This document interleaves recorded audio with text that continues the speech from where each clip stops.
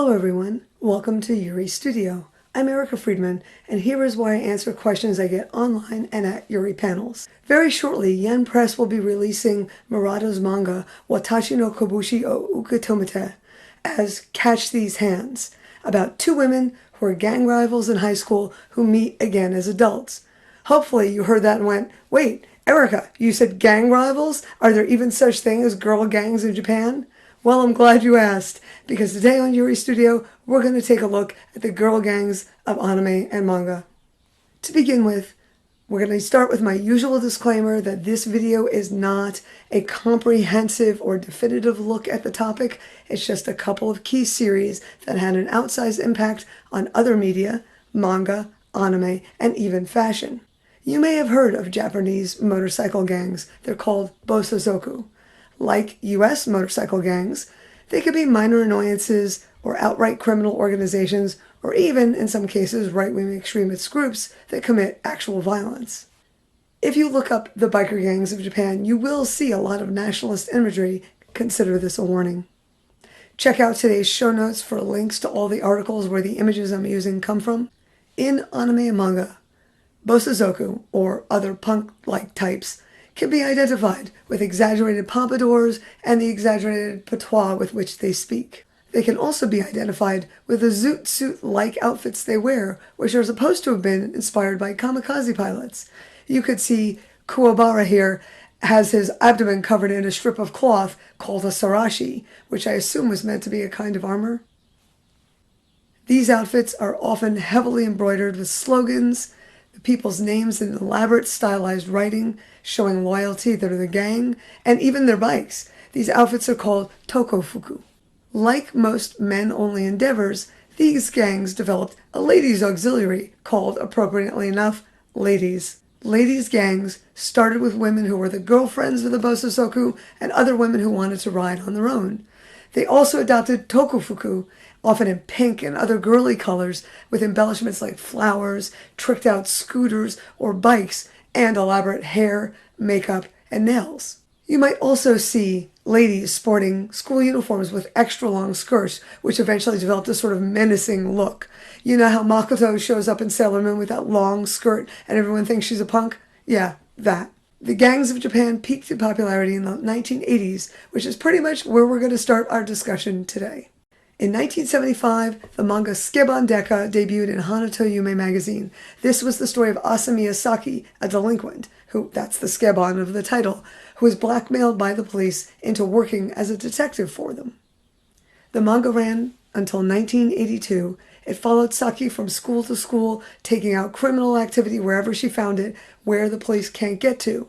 This is as ridiculous a plot as it sounds, and the author, Wada Shinji, really pushed it to the max of absurdity. The first arc was animated in 1991, and it exists on English DVD, but the last time it was released was in 2003 from ADV, so it might be hard to find. The first arc is surprisingly Yuri, although the series itself really wasn't. Saki always gets my vote for one of the coolest delinquents of all time in anime and manga. This image makes me laugh every time I see it. Saki is about 16 during the manga, so you can imagine that this image of her smoking and drinking was meant to make people absolutely outraged. I love Hana Yume because of all the manga magazines it often publishes quite outrageous stuff. So from 1975 on, as Saki was school hopping, fighting off criminals, yakuza, bullies, and giant snakes, she had no idea she was about to bring about a television revolution.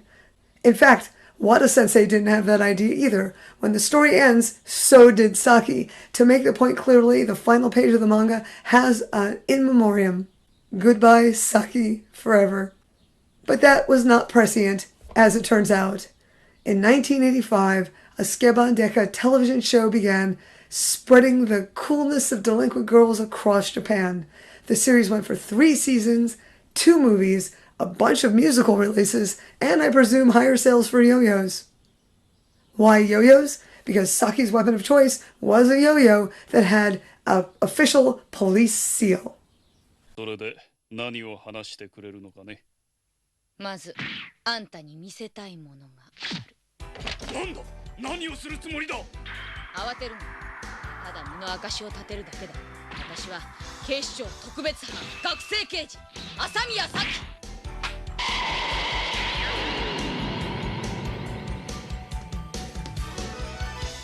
極秘で通達があったが、まさか。失礼しました。なんだお前は。出てきなさい。どこのクラスの生徒だ。2年4組朝宮咲。またの名はスケバンデカ。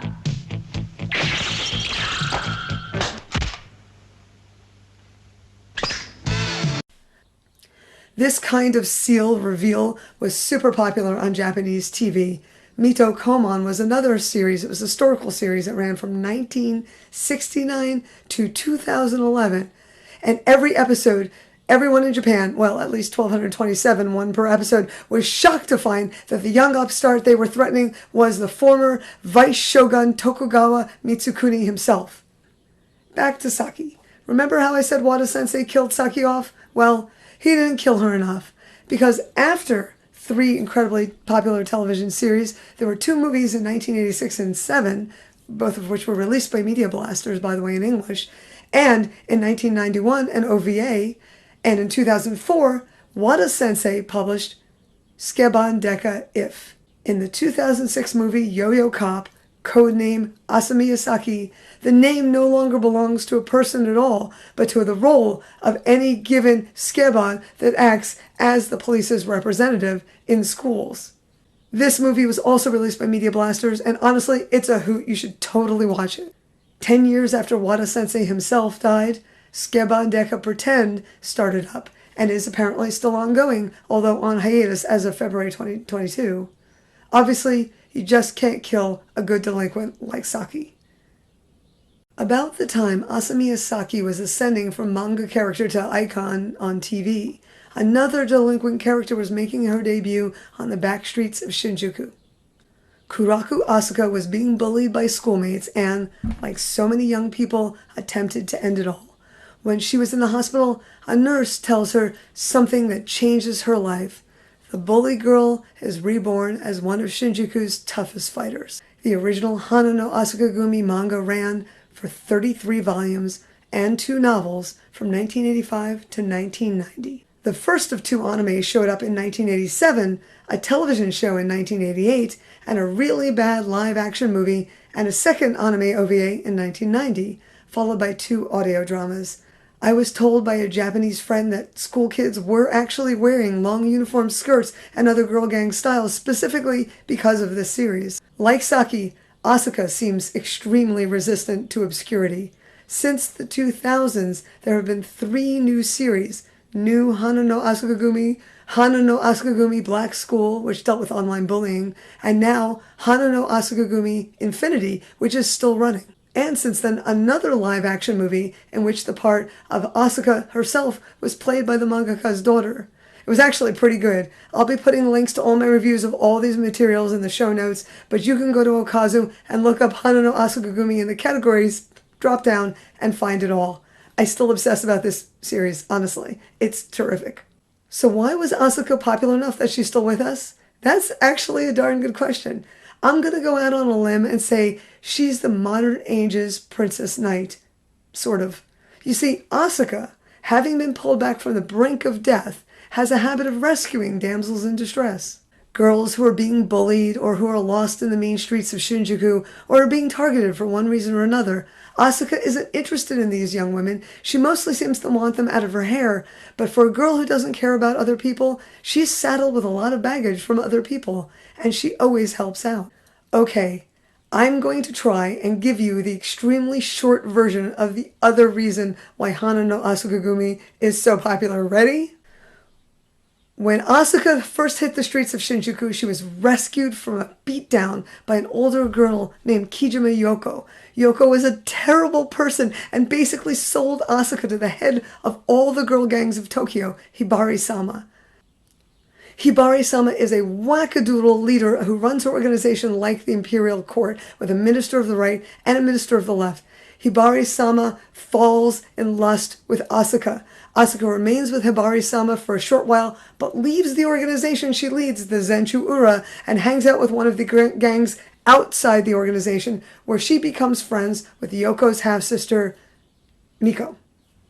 From this point on, the Zenchu Ura is after Asuka in a dozen different, increasingly elaborate, bizarre ways. From creating an all-girl boy band who sets their fan club after Asuka, to a labyrinthine school for delinquents with special groups after Asuka, to a massive 23 Ward of Tokyo fight, to a currently even more massive and even more baroque fight among all the leaders of the subgroups, of which there are about a dozen now, the 23 wards and all of the leaders' shadows, the folks who pretend to be the leaders as a decoy in the organization, all of them trying to get Asuka. So like dozens of groups running around fighting, all while Asuka helps a girl out who wants to become an idol and is starving herself to do it. I love this idea that there's this vast network of girl gangs in Tokyo, and that at the center is one deeply damaged woman who forces everyone around her to treat her like an empress. One of the things that I love best about Hana no Asukagumi is that, especially in the early chapters and the anime, the larger gang world is portrayed pretty well. There are guy banker gangs, and there are ladies gangs, and even yakuza and their moles. And then there is Yoko. The tension between Asuka and Yoko burns up page after page in the original series. Even the art book has something to say about Asuka's apparently one-sided love for a girl who sold her to a lunatic. I don't know though. Maybe it wasn't one-sided after all. Yoko quite probably sacrificed herself to free Asuka, only that didn't work to plan. In new Hana no Asukagumi, dead Yoko returns inside Asuka's head, cajoling, goading, seducing. One last fun fact about Asuka. Where Saki wielded a yo-yo as a weapon, Asuka can be seen flinging a 500 yen coin on a string.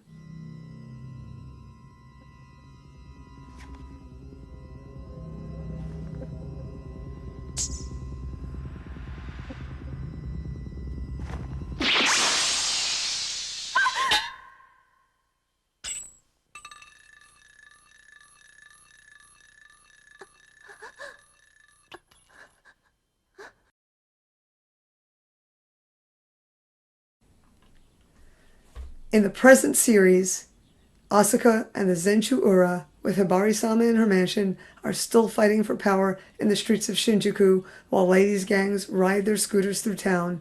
This series is wacky and I love it. Speaking of wacky, did you know there was an Edo period comedic novel about two dudes who wend their way along the 53 stations of the Tokaido Road trying to scam their way into free rooms, free food, and free women, and basically getting burned by their own plots? The novel is called Tokaido Chu Hiza Kurige. The two men are called Yaji Robe and Kita Hachi, often shortened to Yaji and Kita.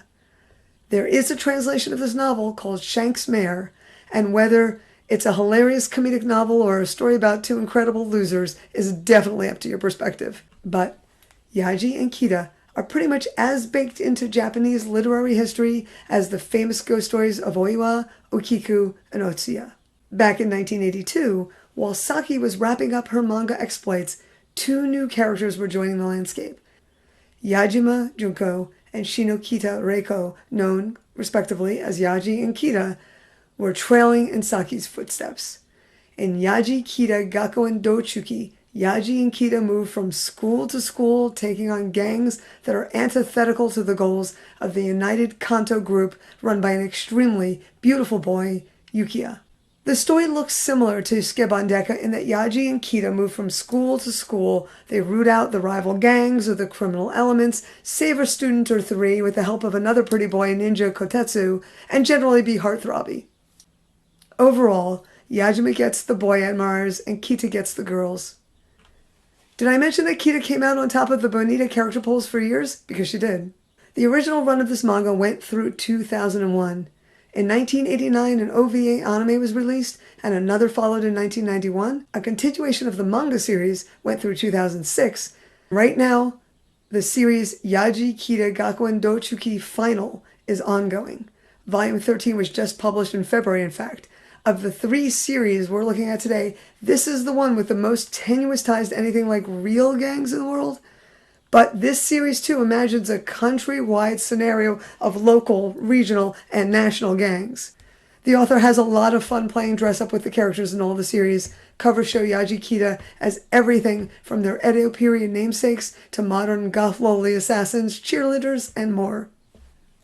So you can see from just these 3 series, it's really hard to put a good gang girl down. All of this brings me to Murata's manga, Watashi no Kobushi o Ukutomete, a series that began in 2018. Once upon a time, Takebe was the toughest gang girl around, but that was a long time ago now. When Takebe receives an invitation to a wedding, she goes out to buy a suit for the occasion. The woman in the shop turns out to be her former rival in high school gang supremacy, Soramori. Soramori surprises the heck out of Takebe by asking her out. How will 2 girl gang rivals do as lovers? You'll have to check out the 4 volumes from Yam Press and find out. Spoiler, it's a fun little series. I hope I've whetted your appetite for some girl gangs goings on, and if you can read Japanese, you'll be able to find all of these stories in print or digital right now. For those of you who read English, don't miss our first taste of girl gang Yuri in English. Thank you very much for watching today, and thanks once again to all my patrons and fans who keep these videos coming. If you'd like to see more videos on Yuri, check the links below for my Patreon, my Pixiv fan box, or buy us a coffee at Ko-fi. Check out the show notes for links to reviews of all these series on Okazu for the full depth of my mad obsession with gang girls, and I'll see you next time on Yuri Studio.